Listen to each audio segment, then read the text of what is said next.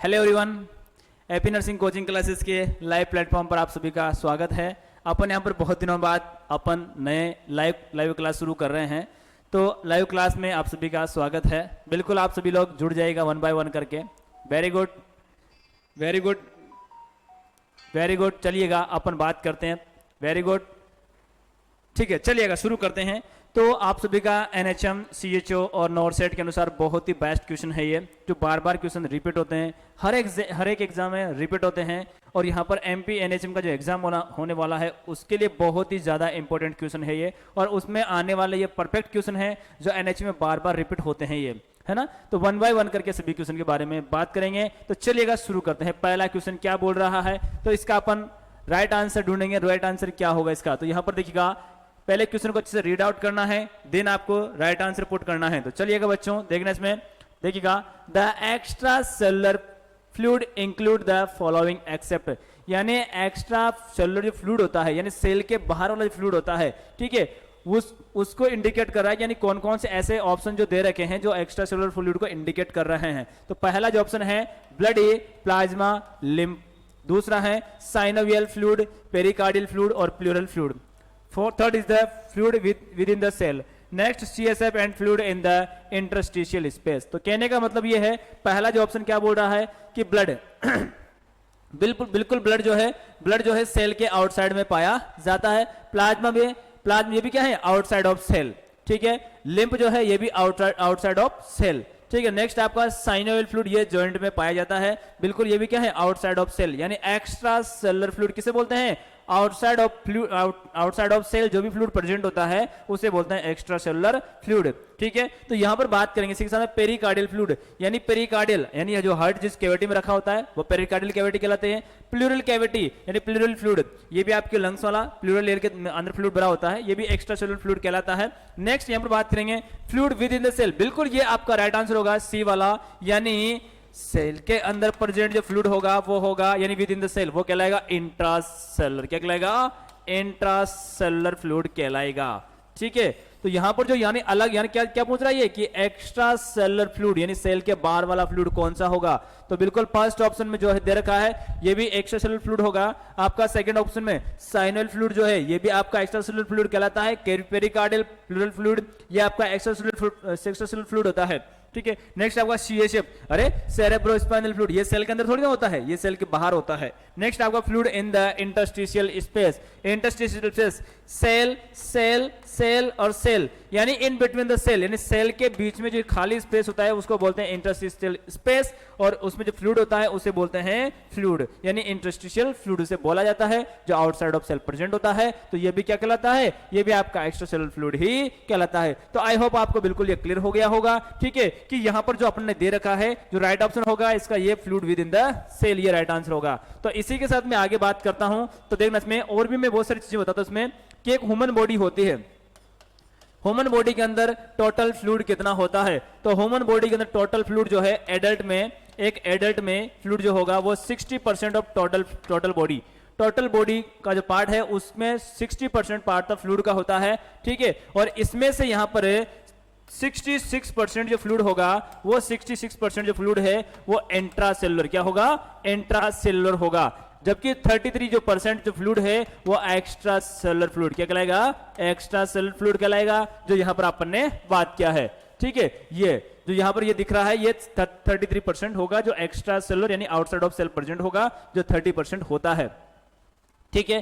तो in adult के अंदर यहां पर 60% टोटल बॉडी फ्लूइड होता है, उसमें से 66% फ्लूइड जो है वो एक्स्ट्रा सेलुलर फ्लूइड कहलाता है, और यानी 33% जो है ये इंट्रा सेलुलर फ्लूइड कहलाता है, ठीक है। तो बिल्कुल आपका ईसीएफ और आईसीएफ आपको पता चल गया है, ठीक है। देन इसी के साथ साथ बात करते हैं कि एक इन्फेंट के अंदर जो न्यूबॉर्न बेबी है, तो उसके अंदर न्यूबॉर्न बेबी है, इसके अंदर टोटल फ्लूइड कितना होता है। तो याद रखना इसके अंदर यानी 80% फ्लूइड ऑफ टोटल बॉडी, यानी टोटल बॉडी वेट का 80% तो इसमें फ्लूइड ही होता है, ठीक है।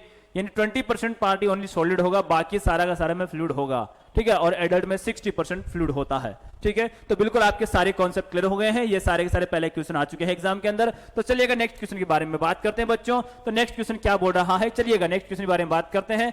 क्वेश्चन क्या बोल रहा है अच्छे से रीड आउट करना, ठीक है, और आप लोग राइट आंसर पुट कीजिएगा। तो चलिएगा सेकंड क्वेश्चन इसका क्या बोल रहा है। पहले क्वेश्चन को अच्छे से रीड आउट करना है, देन आपको राइट आंसर पुट करना है। तो देखना इसमें an excessive vomiting and haemorrhage lead, ठीक है, यानी किसी व्यक्ति को एक्सेसिव वोमिटिंग हो रहा है या फिर बॉडी में कोई हेमरेज हो रहा है, ब्लीडिंग हो रही है, तो उसको क्या प्रॉब्लम होगी। बताइए राइट आंसर क्या होगा बच्चों, राइट आंसर पुट कीजिएगा कमेंट्स के अंदर, बताइए।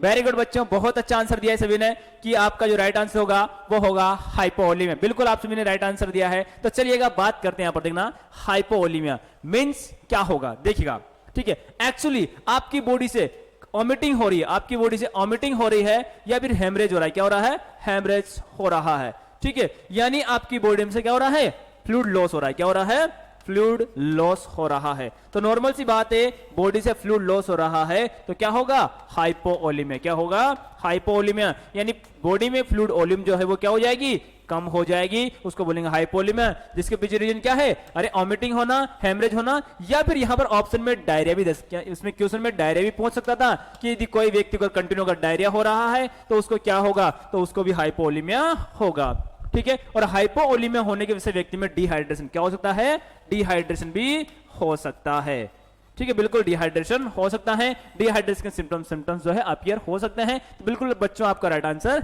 ए होगा। तो यहां पर जो तीन ऑप्शन दे रखे हैं ये किसको इंडिकेट कर रहे हैं, ठीक है, तो यहां पर इसके बारे में बात करते हैं। चलिएगा देखना इसमें, ये लिख लीजिएगा बच्चों आप लोग, ठीक है। चलिएगा आगे बात करते हैं। जो आपका सेकंड जो ऑप्शन है हाइपरवोलेमिया, मतलब यानी increase fluid volume, increase fluid volume, ठीक है, यानी बॉडी में फ्लूइड वॉल्यूम क्या होना, इंक्रीज होना, यानी फ्लूइड वॉल्यूम बढ़ जाना, ठीक है, ये होगा। दूसरा है फ्लूइड ओवरलोड, अरे मान लो आप क्या दे रहे हैं, आईवी फ्लूइड दे रहे हैं, क्या दे रहे हैं उसको, आईवी फ्लूइड, आईवी फ्लूइड में आपका एनएस दे रहे हो या फिर डीएनएस दे रहे हैं आप लोग, या फिर आप लोग आरएल दे रहे हैं, या फिर आप कोई सा भी फ्लूइड आप लोग दे रहे हैं आरएल आईवी, ठीक है। तो यानी आपकी बॉडी में धीरे धीरे क्या होगा, फ्लूइड ओवरलोड हो जाएगा, फ्लूइड का लेवल जो है बढ़ जाएगा, है ना, ठीक है। तो यहां पर लो नहीं होगा बल्कि बढ़ेगा। और यहां पर क्या हो रही है, वोमिटिंग हो रही है, क्या हो रही है, वोमिटिंग हो रही है, तो कम होगा। लेकिन अगर आप लोग बॉडी फ्लूइड अगर दे रहे हैं आप लोग, एनएस डीएनएस जो भी दे रहे हैं आप लोग, ठीक है, तो बॉडी फ्लूइड वॉल्यूम बढ़ा देगा, ठीक है। हाइपरवोलेमिया भी इसकी वजह से भी कॉज हो सकता है। एडिमा, एडिमा क्या होगा, अरे एडिमा का मतलब स्वेलिंग, एक वर्ड में अगर बात करें तो स्वेलिंग क्या होता है, ये स्वेलिंग मतलब यानी फ्लूइड एक्यूमुलेशन इन टिश्यूज, फ्लूइड एक्यूमुलेशन इन टिश्यूज, एक्यूमुलेशन इन टिश्यूज, एक्यूमुलेशन इन टिश्यूज, यानी टिश्यूज के अंदर यहां पर क्या होगा, फ्लूइड का एक्यूमुलेशन होगा, उसे ही बच्चों क्या बोला जाएगा, अरे एडिमा बोला जाएगा, ठीक है। तो आई होप बिल्कुल ये आपका कॉन्सेप्ट क्लियर हो गया है। तो जितने ऑप्शन दे रहे सारे के सारे मैंने कॉन्सेप्ट आपको क्लियर कर दिए हैं, ठीक है। तो ये है यहां पर। चलिएगा बच्चों इसी के साथ नेक्स्ट क्वेश्चन के बारे में बात करते हैं। चलिएगा बात करते हैं, देखिएगा पहले बच्चों क्वेश्चन को अच्छे से रीड आउट करना, देन राइट आंसर पुट करना। तो चलिएगा यहां पर क्वेश्चन क्या बोल रहा है, the symptoms of severe dehydration in adult, यानी एडल्ट में सीवियर डिहाइड्रेशन के सिम्टम्स क्या होंगे, ठीक है, include all of the following except, यानी सारे के सारे डिहाइड्रेशन के सिम्टम्स होंगे जिसमें से एक सिम्टम्स नहीं होगा। इस क्वेश्चन में एक्सेप्ट दे रखा है ये, ठीक है। तो यहां पर बात करेंगे, पहला है डिक्रीज थर्स्ट, यानी प्यास कम लगना। दूसरा ऑप्शन दे रखा है dizziness, third option is the weakness, fourth option is the palpitation, ठीक है। तो पहले मैं आपको क्लियर कर देता हूं कि डिहाइड्रेशन के सिम्टम्स क्या क्या होंगे। अगर आपको पता चल गया है कि डिहाइड्रेशन के सिम्टम्स ये होते हैं तो बिल्कुल आप इनमें से बिल्कुल आंसर निकाल सकते हैं, ठीक है। बिल्कुल बच्चों आप सभी ने राइट आंसर दिया है, ठीक है, वेरी गुड, बहुत अच्छा आंसर दिया है कि आपका राइट आंसर थर्स्ट होगा, ठीक है, यानी थ्रस्ट डिक्रीज होना। जबकि डिहाइड्रेशन की वजह से थ्रस्ट डिक्रीज नहीं होती है बल्कि प्यास बढ़ती है, प्यास कम नहीं होती है ना, ठीक है। तो बिल्कुल आपका राइट आंसर ये है। बाकी तीनों के तीनों जो सिम्टम्स दे रखे हैं ये यहां पर डिहाइड्रेशन के सिम्टम्स होते हैं, ठीक है। तो चलिएगा इसी के साथ बात करता हूं मैं, डिहाइड्रेशन के सारे सिम्टम्स कौन कौन से होते हैं। चलिएगा दूसरा, पहला यहां पर decrease skin integrity, skin integrity, skin की इंटीग्रिटी है वो क्या हो जाना, लॉस हो जाना। इसी के साथ में बॉडी फ्लूइड लॉस हो गया यानी डिहाइड्रेशन हो गया, तो ओलिगो यूरिया मतलब यूरिन आउटपुट क्या हो जाएगा, उसका कम हो जाएगा, यानी oliguria, oliguria, urine output decrease होना बच्चों। और इसी के साथ में यहां पर इंक्रीज पाल्पिटेशन, इंक्रीज पाल्पिटेशन, अरे पाल्पिटेशन इंक्रीज क्यों हुआ है, क्यों हुआ है, due to increase heart rate, due to increase heart rate, अरे हार्ट रेट बढ़ेगी नहीं बढ़ेगी? बिल्कुल हार्ट रेट बढ़ेगी, क्योंकि आपकी बॉडी फ्लूइड वॉल्यूम क्या हो गया है? कम हो गया है, डिहाइड्रेशन हो गया, कम हो गया है फ्लूइड वॉल्यूम। तो क्या होगा? आपका हार्ट कंपनसेटरी बार बार पंप करेगा कि बॉडी की सेल को मैं प्रॉपर्ली ऑक्सीजन और न्यूट्रिएंट्स पहुंचाऊं। इसलिए हार्ट क्या करेगा? हार्ट अपने आप में कंपनसेट करेगा, हार्ट पार्टली क्या करेगा? बीट करेगा। ठीक है, जिस कारण आपका पाल्पिटेशन क्या हो जाएगा? बढ़ जाएगा, यानी टैकीकार्डिया होगा। क्या होगा इसमें? टैकीकार्डिया इसमें होगा। बिल्कुल बच्चों, टैकीकार्डिया इसके अंदर होगा। किसमें? डिहाइड्रेशन के अंदर। चलेगा बच्चों, वीकनेस। अरे नॉर्मल सी बात है, वीकनेस क्यों होगा? बच्चों एक बार बताइए, decrease fluid volume, fluid volume decrease हुई है, लेकिन आपका बॉडी में फ्लूइड की तुलना में आपकी बॉडी में increase electrolytes, increase electrolytes, electrolytes का लेवल जो है बढ़ चुका है। ठीक है, यानी जैसे कि मैं बात करूं कि यहां पर देखना कि 5 लीटर वाटर में आपने 3 kg शुगर मिला दिया है ना? ठीक है, लेकिन यहां पर देखना कि 5 लीटर की जगह में यहां पर इसमें 3 लीटर वाटर और प्लस 3 kg शुगर। तो क्या ज्यादा मीठा कौन सा होगा? ज्यादा मीठा ये वाला होगा, यानी इसके अंदर शुगर कंटेंट क्या होंगे? ज्यादा होंगे इसकी तुलना में। इसी तरह बॉडी में डिहाइड्रेशन हो जाता है तो यानी बॉडी फ्लूइड कम हो जाएगा, तो इलेक्ट्रोलाइट्स का level according to fluid fluid के अकॉर्डिंग जो है वो इलेक्ट्रोलाइट्स ज्यादा हो जाएंगे, है ना? ठीक है, तो यहां पर क्या होगा? इसमें वीकनेस भी होगा। ठीक है, तो यहां से डिजीनेस मतलब यानी डिजीनेस उसको होगा, चक्कर वगैरह उसको होंगे, है ना? ठीक है, तो यहां पर ये सारे के सारे सिम्टम्स है बच्चों। ठीक है, चलिए आगे बात करते हैं इसी के साथ साथ में। तो नेक्स्ट क्वेश्चन के बारे में बात करते हैं बच्चों। तो देखना इसके अंदर, चलिएगा नेक्स्ट क्वेश्चन के बारे में बात करते हैं बच्चों। नेक्स्ट क्वेश्चन क्या बोल रहा है? तो आपको राइट आंसर पुट करना है, क्वेश्चन को अच्छे से रीड आउट करना है। चलिएगा बच्चों, first question, which of the following in not a sign of dehydration. यानी पहला वाला जो इससे पहले क्वेश्चन पढ़ा था, बिल्कुल उसने भी यही बोला था कि यानी कौन सा ऑप्शन जो है डिहाइड्रेशन का नहीं है ना? तो बिल्कुल मैंने पहले में सारे क्लियर कर दिया है कि डिहाइड्रेशन के साइन कौन कौन से होते हैं। ठीक है, तो चलिएगा, पहला ड्राई स्किन, बिल्कुल सही बोला इसने कि हम बिल्कुल डिहाइड्रेशन में क्या होता है? डिहाइड्रेशन में बिल्कुल क्या होता है? Dry skin. क्या होता है? डिहाइड्रेशन में बिल्कुल ड्राई स्किन। क्या होता है? Dry skin. दूसरा है इंक्रीज स्किन ट्रिगर। अरे स्किन ट्रिगर इंक्रीज नहीं होती बाबा, बच्चों स्किन ट्रिगर इंक्रीज नहीं होती, बल्कि स्किन इंटीग्रिटी और स्किन ट्रिगर क्या होती है? कम हो जाती है, यानी डिक्रीज। क्या हो जाती है? Decrease skin trigger. ठीक है, स्किन ट्रिगर जो है क्या हो जाएगी? डिक्रीज जाएगी। तो इसने क्या कर रखा है? बढ़ा रखा है, यानी यही डिहाइड्रेशन का साइन नहीं है ना? तो बिल्कुल यही आपका ऑप्शन निकल गया है यहां पर कि ये गलत ऑप्शन है आपका डिहाइड्रेशन का, है ना? लेकिन क्वेश्चन के अकॉर्डिंग आपका राइट ऑप्शन कौन सा होगा? सेकंड वाला होगा। ठीक है, नेक्स्ट बात करेंगे हाइपोटेंशन बच्चों। हाइपोटेंशन किसे कहा जाएगा? अरे हाइपोटेंशन मींस यानी आपकी बॉडी के अंदर फ्लूइड लेवल क्या हो गया है? डिक्रीज, यानी लेवल डिक्रीज इन बॉडी। ठीक है, तो बच्चों बॉडी में फ्लूइड लेवल क्या हो गया है? कम हो गया है। ठीक है, अरे कम हो गया है यानी हाइपोवोलीमिया हो गया है। ठीक है, हाइपोवोलीमिया हो गया है तो उसे ही क्या बोला जाएगा? हाइपोटेंशन बोला जाएगा बच्चों। ठीक है, तो आगे बात करते हैं साथ में, देखना इसमें कि ये भी क्या होगा? डिहाइड्रेशन का ही साइन होगा बच्चों। ठीक है, आगे देखना, डिक्रीज्ड यूरिन आउटपुट। अरे बिल्कुल मैंने आपका पहले ही कॉन्सेप्ट क्लियर कर दिया है कि यानी आपका डिहाइड्रेशन की वजह से ओलिगोयूरिया क्या होता है? ओलिगोयूरिया होता है, और ओलिगोयूरिया होता है बच्चों तो यानी डिक्रीज यूरिन आउटपुट, है ना? ठीक है, तो ये आपका शायद क्वेश्चन बिल्कुल क्लियर हो गया है। तो डिहाइड्रेशन का सारे सिम्टम्स और साइन मैंने आपको बता दिए हैं। तो इससे रिलेटेड यदि कोई भी क्वेश्चन आ जाता है नॉट सेट और आपके एनएसएम सीएचओ के अंदर, बिल्कुल आपको राइट आंसर पुट करना है। ठीक है, बिल्कुल बिना जिसे कि आपको राइट आंसर कर देना है। ठीक है, तो चलिएगा बच्चों, नेक्स्ट क्वेश्चन के बारे में बात करते हैं। देखना इसमें, ठीक है, तो देखना इसके अंदर नेक्स्ट क्वेश्चन क्या बोल रहा है। तो अच्छे से आपको पहले रीड आउट करना है, देन राइट आंसर पुट करना है। चलिएगा, देखना इसमें, N abnormal accumulation of fluid is known as। अरे यानी बॉडी में abnormal fluid accumulation होना। बताइए राइट ऑप्शन क्या होगा बच्चों? बताइए। बिल्कुल आप सभी ने राइट आंसर दिया है कि यानी बॉडी में यदि abnormal fluid का accumulation हो जाता है, अननेसेसरी फ्लूइड का accumulation हुआ है। एक्यूमुलेशन का मतलब होता है कि पर्टिकुलर एक स्थान पर क्या होना? फ्लूइड का accumulation होना। ठीक है, तो उसे बोलते हैं एडिमा। क्या बोलते हैं? एडिमा, यानी अबनॉर्मल एक्यूमुलेशन ऑफ फ्लूइड। ठीक है, अबनॉर्मल एक्यूमुलेशन बोला है एक जगह इकट्ठा होना, यानी टिश्यूज के अंदर, टिश्यूज के अंदर यदि एक्यूमुलेशन हुआ है फ्लूइड का तो वो कहलाएगा एडिमा, जो क्या कॉज करता है? स्वेलिंग। क्या कॉज करता है बच्चों? स्वेलिंग कॉज करता है। ठीक है, चलिएगा आगे बात करें इसी के साथ साथ में। तो यहां पर देखना इसमें नेक्रोसिस क्या होता है भाई, क्वेश्चन के अकॉर्डिंग आपका राइट आंसर क्या होगा, एडिमा होगा। फिर नेक्रोसिस क्या होता है बच्चों, नेक्रोसिस का मतलब यह होता है कि यानी क्या होता है, पहले इस्चीमिया, क्या होता है, इस्चीमिया। अरे इस्चीमिया का मतलब क्या होता है, इस्चीमिया मतलब होता है सेल डेथ, क्या होती है, सेल डेथ होना। ठीक है, सेल डेथ हो जाएगी तो वहां पर पूरे का पूरे टिश्यू में क्या हो जाएगी, पूरे के पूरे टिश्यू में सेल डेथ हो जाएगी, तो उस पार्ट को बोलते हैं नेक्रोसिस। क्या हो जाएगा, नेक्रोसिस। यानी उसके अंदर न्यूट्रिएंट सप्लाई जो है बिल्कुल बंद हो जाएगी, ऑक्सीजन सप्लाई, न्यूट्रिएंट सप्लाई बिल्कुल क्या हो जाएगी, बंद हो जाएगी उसके अंदर। उस पार्ट में नेक्रोसिस, सेल डेथ हो चुकी है, यानी वो पार्ट जीवित नहीं है, वो पार्ट बिल्कुल क्या है, मर चुका है, उसे बोलते हैं नेक्रोसिस। ठीक है, no supply of the nutrients and oxygen.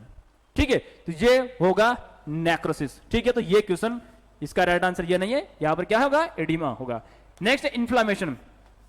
Inflammation क्या होता है, अरे इन्फ्लामेशन पर्टिकुलर टिश्यू में किसी एजेंट, किसी भी पॉजिटिव एजेंट के द्वारा, यानी वहां पर इन्फ्लामेशन हो जाना, यानी संक्रमण हो जाना पॉजिटिव एजेंट के द्वारा, है ना। ठीक है, जहां पर क्या होना, रेडनेस, क्या होना, रेडनेस होना, स्वेलिंग होना, इचिंग चलना, ये क्या है, इन्फ्लामेशन के सिम्टम्स है।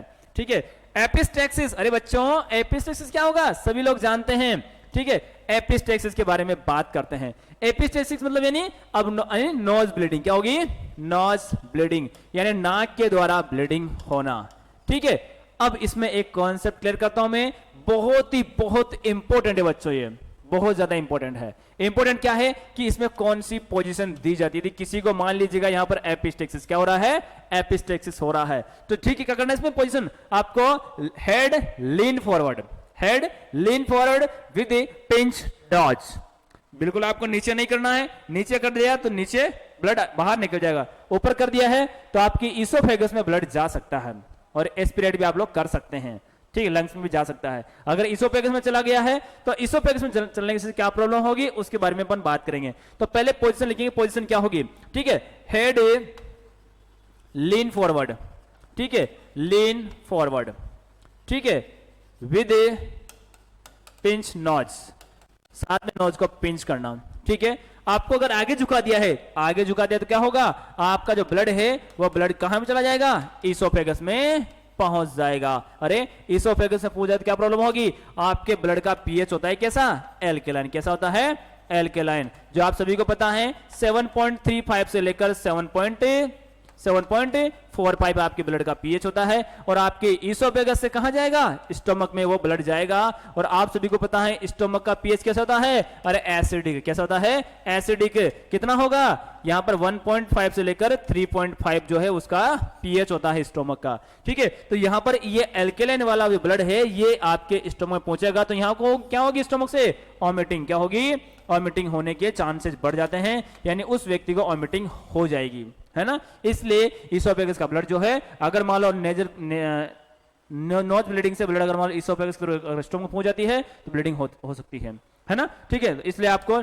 नीचे नहीं करना है, ऊपर भी नहीं करना है, अगर नीचे कर दिया है तो ब्लीडिंग ज्यादा होगी, है ना। तो बिल्कुल आपकी पोजीशन ये होगी नोज ब्लीडिंग के दौरान। ठीक है, तो चलिएगा आगे बात करते हैं नेक्स्ट क्वेश्चन के बारे में, है ना।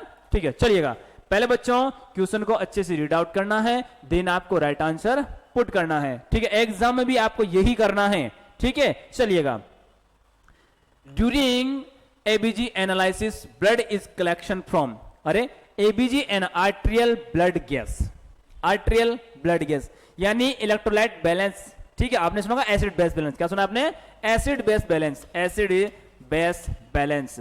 ठीक है, एसिड बेस बैलेंस आपने नाम सुना है और आपने बिल्कुल पढ़ा भी होगा। ठीक है, इसमें आपको ऑक्सीजन चेक करनी होती है, CO2 चेक करनी होती है, और आपको यहां पर बाइकार्बोनेट भी आपको चेक करना होता है ना। ठीक है, और यहां पर ये अपन चेक करना होता है, तो यहां क्या करते हैं, एबीजी एनालिसिस करते हैं, आर्टेरियल ब्लड गैस, जो आपकी आर्टेरियल, कौन सी आर्टरी, आपकी यहां पर जो आपके थंब साइड में जो होती है रेडियल आर्टरी, कौन सी है, रेडियल आर्टरी। तो यहां पर पूछा गया है during ABG analysis blood is collection from, यानी कहां से करते हैं, आर्टरी से करते हैं, वेन से करते हैं, कैपिलरी से करते हैं, किसी भी साइड से कर सकते हैं, ऐसा है क्या, तो इसमें होगा आपका आर्टरी, कौन सा होगा, आर्टरी। ठीक है, तो एबीजी के फुल फॉर्म में क्या बोल रहा है कि आर्टेरियल ब्लड गैस। ठीक है, तो इसी में ही क्या हो रहा है, आर्टेरियल ब्लड गैस, मतलब यानी आर्टरी पहले ही नाम आ रहा है इसमें, तो क्या होगा, आर्टरी। मतलब यानी आर्टरी आपका राइट ऑप्शन होगा। और आपसे पूछ लिया जाएगा कि कौन सी आर्टरी, तो आपकी कौन सी है, रेडियल आर्टरी। कौन सी बच्चों, रेडियल आर्टरी है। कौन सी बच्चों, रेडियल आर्टरी है। चलिएगा इसी के बाद बात करते हैं। तो देखना ये कहां से करते हैं, आपके जो थंब साइड वाली जो आर्टरी है तो यहां से करते हैं इसको, है ना। चलिएगा आगे बात करते हैं। तो इसमें कौन सी सिरिंज यूज में, कौन सी सिरिंज जो है यूज में ली जाती है, तो बच्चों वो होती है हेपेरिनाइज्ड सिरिंज। कौन सी होती है, हेपेरिनाइज्ड सिरिंज। बच्चों ये भी पहले एग्जाम में क्वेश्चन आ चुका है, ये आर्टरी का नाम भी पूछ लिया गया है, ठीक है। तो ये दोनों आपको क्वेश्चन याद रखना है, ठीक है। ये है यहां पर। तो हेपेरिनाइज्ड सिरिंज क्यों यूज में लेते हैं, अरे क्योंकि ब्लड क्लॉट नहीं हो, यानी जो सिरिंज से आप सैंपल ले रहे हैं ना उसमें हेपेरिन प्रेजेंट होगा, मतलब यानी वो ब्लड क्लॉट नहीं होने देगा, इसलिए उस सिरिंज को बोलते हैं क्या, हेपेरिनाइज्ड सिरिंज, है ना। ठीक है, चलिएगा बच्चों आगे बात करते हैं नेक्स्ट क्वेश्चन के बारे में, है ना। देखिएगा पहले क्वेश्चन को अच्छे से रीड आउट करना है बच्चों, देन आपको राइट आंसर पुट करना है। चलिएगा नेक्स्ट क्वेश्चन क्या बोल रहा है, तो देखिएगा इसमें, देखिए बच्चों, normal level of sodium level in plasma, यानी आपका जो ब्लड के अंदर जो प्लाज्मा होता है उस प्लाज्मा में सोडियम का नॉर्मल लेवल क्या होता है, ठीक है। तो यहां पर पहला ऑप्शन बोल रहा है 97 to 106 मिलीकोलन पर लीटर, दूसरा ऑप्शन है 135 to 145 मिलीकोलन per litre, third option is the 3.5 to 5.5 मिलीकोलन लीटर, नेक्स्ट है वो 14 to 35 मिलीकोलन पर लीटर। तो यहां पर सोडियम का पूछा है, तो सोडियम का जो नॉर्मल लेवल होता है प्लाज्मा के अंदर वो होता है 135 to 145, ठीक है बच्चों। आगे बात करते हैं इसी के साथ साथ में, तो देखिएगा तो सोडियम का जो है ये नॉर्मल लेवल यहां पर ये हो गया है, ठीक है। यहां पर ये नॉर्मल लेवल ये सोडियम का हो गया है बच्चों, ठीक है, ये सोडियम का नॉर्मल लेवल हो गया है, ठीक है। नेक्स्ट आपका पोटेशियम, तो यहां पर आपका थर्ड जो ऑप्शन दे रखा है ये आपका पोटेशियम का, किसका लेवल है, ये पोटेशियम का लेवल है। ये यहां पर नॉर्मली 3.5 से लेकर 5.1 मिलीकोलेंट ये पर लीटर इसका लेवल होगा। फर्स्ट ऑप्शन दे रखा है आपका ये 97 to 106, तो ये होता है बच्चों क्लोराइड का नॉर्मल, किसका है ये, क्लोराइड का नॉर्मल लेवल, किसका है ये, क्लोराइड का नॉर्मल लेवल होता है बच्चों ये, है ना। तो बिल्कुल आपके सारे कॉन्सेप्ट शायद क्लियर हो गए होंगे, ठीक है। तो इसी के साथ अगर बात करूं तो आपका कैल्शियम लेवल कितना होता है, फिर कैल्शियम लेवल कितना होता है बच्चों आपके ब्लड में, अरे कैल्शियम लेवल होता है 10 mg, कितना होता है 10 mg आपका कैल्शियम लेवल होता है बच्चों, ठीक है। तो इसमें आगे इसी के साथ साथ बात करेंगे। तो यहां पर देखिए आप लोग इसमें नेक्स्ट क्वेश्चन के बारे में बात करते हैं। तो नेक्स्ट क्वेश्चन क्या बोल रहा है, अच्छे से रीड आउट करना और राइट आंसर पुट करना बच्चों, है ना। ठीक है, देखिएगा देखना इसमें नेक्स्ट जो है आपका यहां पर देखना कि blood should be stored at which temperature, अरे ब्लड को कौन से टेम्परेचर स्टोर करते हैं, तो बताइए राइट आंसर क्या होगा बच्चों, बताइए बताइए। बिल्कुल कुछ बच्चों ने राइट आंसर दिया है, कुछ का थोड़ा सा कंफ्यूज हो गए बच्चे। बच्चों पहले क्वेश्चन को अच्छे से रीड आउट कीजिएगा आप। अरे यार blood should be stored at which temperature, यानी कौन से टेम्परेचर पर ब्लड को स्टोर किया जाता है, अरे ठीक है। तो ये टेम्परेचर होता है 2 से 8 डिग्री, सॉरी 2 से 6 डिग्री, है ना। 2 डिग्री टू 6 डिग्री यहां पर ये नॉर्मल लेवल टेम्परेचर है ब्लड स्टोरेज करने का, है ना, याद रखना ये। तो ये राइट अकॉर्डिंग टू क्वेश्चन आपका राइट आंसर ये होगा, है ना, ठीक है। तो इसी के साथ में बहुत सारी चीजें मैं आपको बता देता हूं कि यानी अगर आपको वैक्सीन यदि स्टोर करना है, वैक्सीन स्टोर करना है तो उसके लिए 2 से 8 डिग्री सेल्सियस टेम्परेचर की रिक्वायरमेंट होती है। उसमें से मिजल्स या फिर पोलियो, मिजल्स एंड पोलियो जो वैक्सीन होती है उनको स्टोर करने के लिए यहां पर आपको माइनस डिग्री में टेम्परेचर रखना पड़ता है, किसमें, माइनस डिग्री में, ठीक है। लाइक अगर एग्जांपल यहां पर है तो पोलियो जो वैक्सीन है, तो पोलियो को स्टोर करने के लिए पोलियो जो ओपीवी वैक्सीन, कौन सी, ओपीवी वैक्सीन, इसको स्टोर करने के लिए -20 डिग्री सेल्सियस आपको रखना पड़ता है इसको स्टोर करके, है ना, ठीक है। तो ये है बच्चों यहां पर सारा का सारा, ठीक है। तो बिल्कुल आई होप आपको सारे ये क्वेश्चन और ये क्वेश्चन आपका बिल्कुल करेक्ट हो जाएगा, है ना, ठीक है। तो एक क्वेश्चन के साथ में कम से कम 5-10 क्वेश्चन आपको पढ़ा रहे हैं, बता रहे हैं, तो बिल्कुल आप अपना कॉन्सेप्ट क्लियर करते रहना है बच्चों। चलिएगा नेक्स्ट क्वेश्चन के बारे में बात करते हैं, ठीक है। चलिएगा बच्चों इसी के साथ मैं आपको इंफॉर्मेशन देता हूं कि यानी मध्य प्रदेश के अंदर सभी मेडिकल कॉलेज के अंदर एपी नर्सिंग क्लासेस के इतने सारे एडमिशंस हो चुके हैं कि क्या बताऊं आपको। रतलाम के अंदर, रतलाम मेडिकल कॉलेज में पूरे टोटल 17 स्टूडेंट सिलेक्ट हुए हैं एपी नर्सिंग क्लासेस, 17 स्टूडेंट जिनकी हाईएस्ट रैंक है।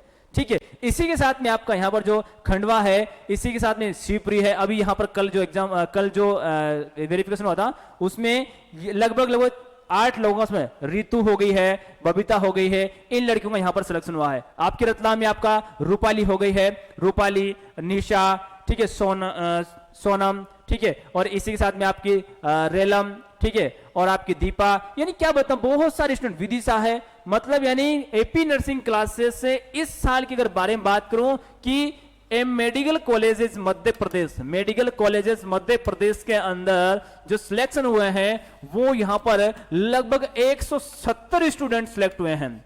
ठीक है, ये तो सिर्फ मेरी नजरों के सामने है, ये जो मेरे पास कांटेक्ट आ चुका है, मेरे पास कॉल आ चुका है, ठीक है, ये बता रहा हूं मैं 170 स्टूडेंट, जबकि भी बहुत सारे स्टूडेंट हैं जिनका हमें पता नहीं है। ठीक है, तो ये छोटी सी इंफॉर्मेशन, ठीक है, और आपका इनका बिल्कुल फोटो दिखाएंगे और इनका नाम भी बताएंगे। ठीक है, तो चलिएगा आगे आप बात करते हैं इसी के साथ में क्वेश्चन के बारे में। तो पहले क्वेश्चन को रीड आउट कीजिएगा बच्चों, देखना इसमें। In an emergency, when the patient is unable to state his blood group, ठीक है, यानी एक इमरजेंसी डिपार्टमेंट एक पेशेंट आया है, ठीक है, patient is unable to state is blood group, यानी उसको ब्लड ग्रुप नहीं मिल पा रहा है। इट इज सेपर, ठीक है, it is safer to cross match with a blood group, यानी उसको कौन सा ब्लड ग्रुप सेफ रहेगा क्रॉस मैच करने के बाद में, यानी यदि किसी पेशेंट को ब्लड ग्रुप नहीं मिल पाता है, ठीक है, तो उसके लिए कौन सा ब्लड ग्रुप सेफ रहेगा, या फिर उसका ब्लड ग्रुप कोई सा भी हो। ठीक है, जब पेशेंट है तो पेशेंट का यदि ब्लड ग्रुप जो है वो कुछ भी हो, ए बी हो, ए बी प्लस हो, ठीक है, ए बी माइनस हो, जो भी है, नेगेटिव हो, ठीक है, कुछ भी हो, तो उसके लिए प्रीफर्ड जो ब्लड ग्रुप होता है वो होता है ओ नेगेटिव। कौन सा होता है? O negative. ऑल नेगेटिव होता है, ये होता है यहां पर यूनिवर्सल डोनर। क्या होता है ये? यूनिवर्सल डोनर, याद रखना, ये यूनिवर्सल डोनर होता है। ये यूनिवर्सल डोनर यानी सबको ये ब्लड दे सकता है।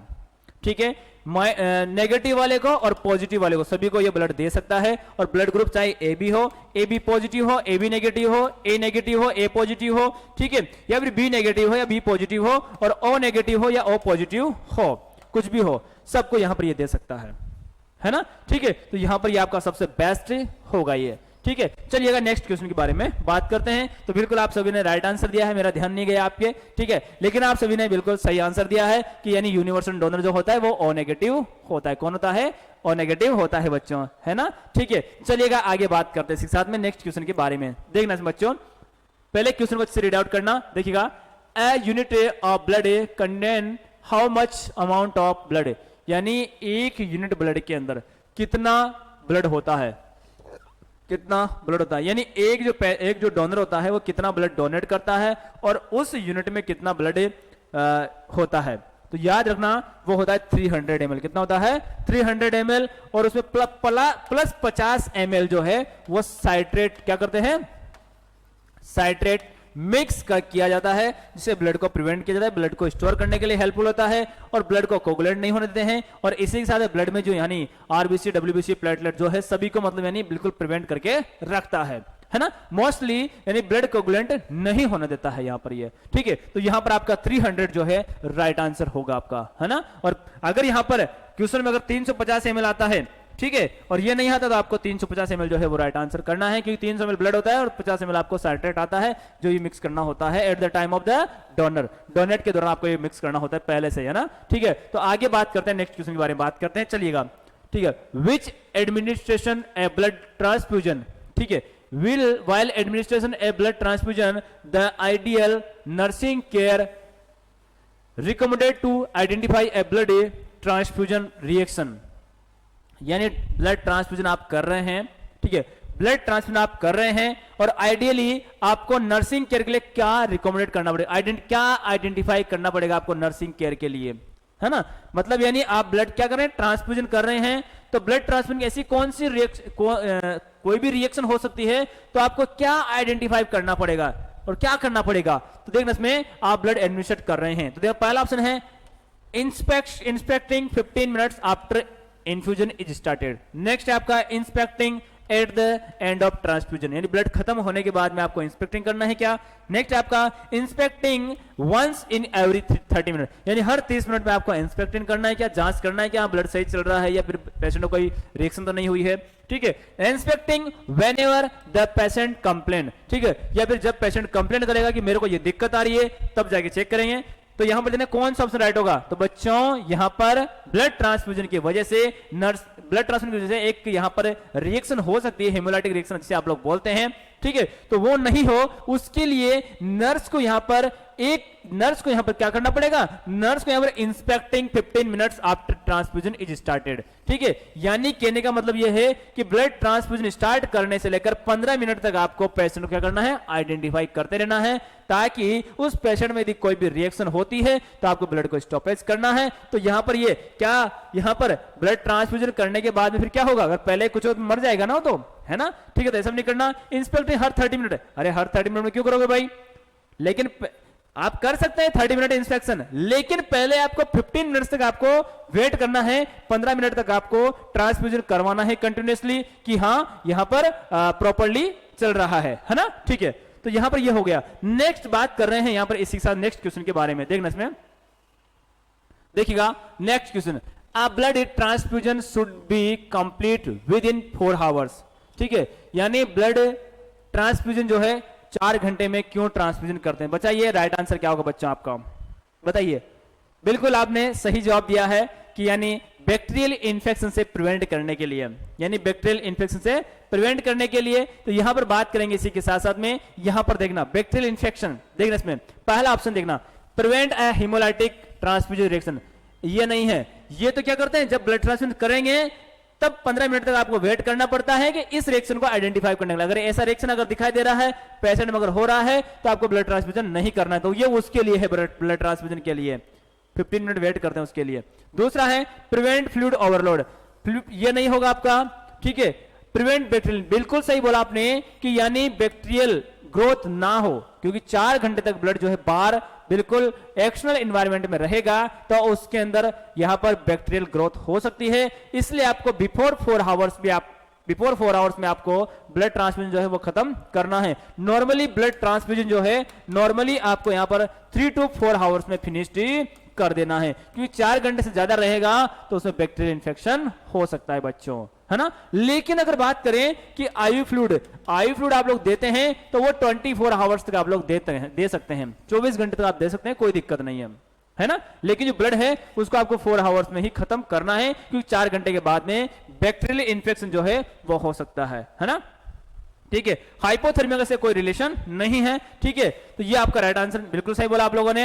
नेक्स्ट क्वेश्चन के बारे में बात करते हैं। तो बच्चों बिल्कुल आप आंसर को पहले देखना है और क्वेश्चन को भी अच्छे से रीड आउट करना है ना? देखना इसमें देखिएगा, if a nurse observe sign and symptoms of blood transfusion reaction she should, यानी एक नर्स है जो यानी ब्लड ट्रांसफ्यूजन रिएक्शन के कुछ ब्लड ट्रांसफ्यूजन के कौन कौन से सिम्टम्स जो है वो ऑब्जर्व करेगी। तो यहां देखना कौन से सिम्टम्स जो है ऑब्जर्व करेगी, और सिम्टम्स ऑब्जर्व करने के बाद में आपको ब्लड ट्रांसफ्यूजन जो है वो रोकना है, या फिर आपको फिजिशियन को ऑर्डर देना, फिजिशियन को कॉल करना है, या फिर आपको क्या करना है। मतलब क्वेश्चन का मतलब ये है कि आप यानी ब्लड जो है ट्रांसफ्यूजन कर रहे हैं और पेशेंट में क्या मिल रहा है, पेशेंट में साइन एंड सिम्टम्स आपको देखने को मिल रहे हैं ब्लड ट्रांसफ्यूजन के दौरान। तो क्या करना है, सबसे पहले क्या करोगे, पेशेंट में साइन एंड सिम्टम दिखना शुरू हो गया है ब्लड ट्रांसफ्यूजन की वजह से, तो देखना पहला है रिपोर्ट द फिजिशियन, क्या फिजिशियन को रिपोर्ट करोगे, भाई आ जाओ सर यहाँ पर ये प्रॉब्लम हो गई, ऐसा करोगे क्या? दूसरा है stop the blood transfusion and inform the physician, क्या ऐसा करोगे क्या? ब्लड को स्टॉप कर देंगे क्या आप, देन आप फिजिशियन को इन्फॉर्मेशन करेंगे क्या? दूसरा है, तीसरा है गिव इंजेक्शन एविल, यानी एविल डेक्सोना जो आपका होता है, जो ये होता है हाइड्रोकोर्टिसोन, एविल डेक्सोना दोनों होता है ये, है ना? क्या आप ये एडमिनिस्ट्रेट करेंगे क्या? नेक्स्ट आपको नॉन ऑफ द अबव, कुछ भी नहीं करेंगे क्या? मरने देंगे पेशेंट को, छोड़ देंगे क्या? अरे बच्चों ऐसा नहीं करना है बच्चों, आपको क्या करना है, डायरेक्ट अगर कोई भी साइन एंड सिम्टम दिखता है ब्लड ट्रांसफ्यूजन के दौरान तो आपको क्या करना है, stop blood transfusion and inform to the physician, ये करना है। पहले ब्लड को स्टॉप करना है, नहीं तो ब्लड स्टॉप नहीं किया आप फिजिशियन को कॉल करने लग गए तो और भी ब्लड उसकी बॉडी में पहुंच जाएगा और भी साइन एंड सिम्टम्स अपीयर करेगा, यानी और भी ज्यादा रिएक्शन हो सकती है। तो सबसे पहले क्या करना है आपको, सबसे पहले बच्चों आपको ब्लड ट्रांसफ्यूजन को स्टॉप करना है।